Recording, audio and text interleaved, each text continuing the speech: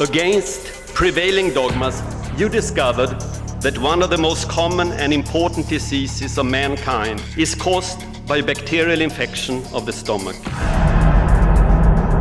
You know, in 1930, gastric cancer was the most common cause in America. And today it's the fourth most common cancer in the world. I mean, this is big stuff.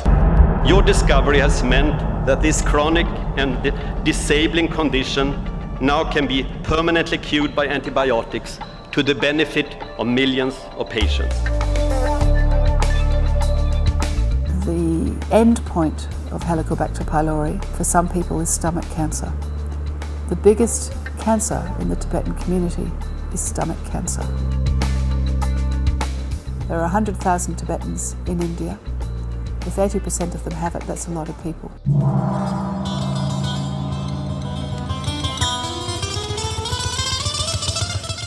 We were here in Bondi, we met a number of people.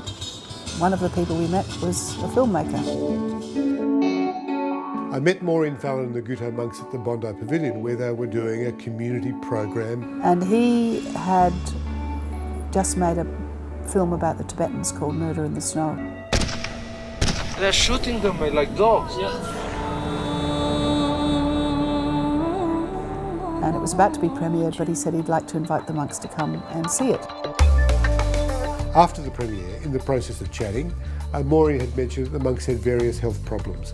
Consistently, they had gastric pain. And in the course of the conversation that evening, we mentioned Helicobacter pylori because we'd started to think about what we could do about it. And I said to her, I know all about Helicobacter, I made a film about it.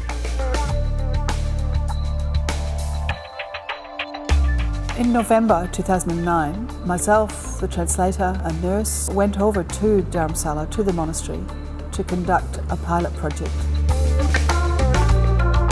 A number and a bag. You hold on to them. Ready, blow. 1, 2, 3. The team will do what's called a breath test, where the person swallows a capsule that contains a radioactive or non-radioactive urea, which then is exhaled through the lungs if the person has Helicobacter actively living in the stomach. We tested 60 monks. We sent the results immediately back to Australia and found that there was a 78% positive result.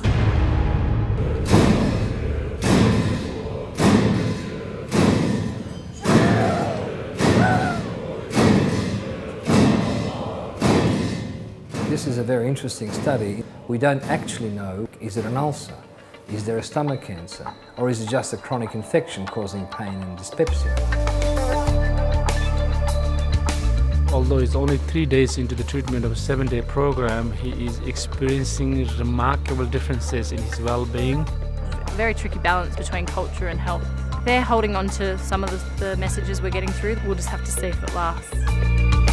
There are plans to build a small hospital here, a clinic, and we are to do that fairly quickly. We're not in this to win medals. We're Australians, we're in this to build dunnies, and indeed that's what we've done.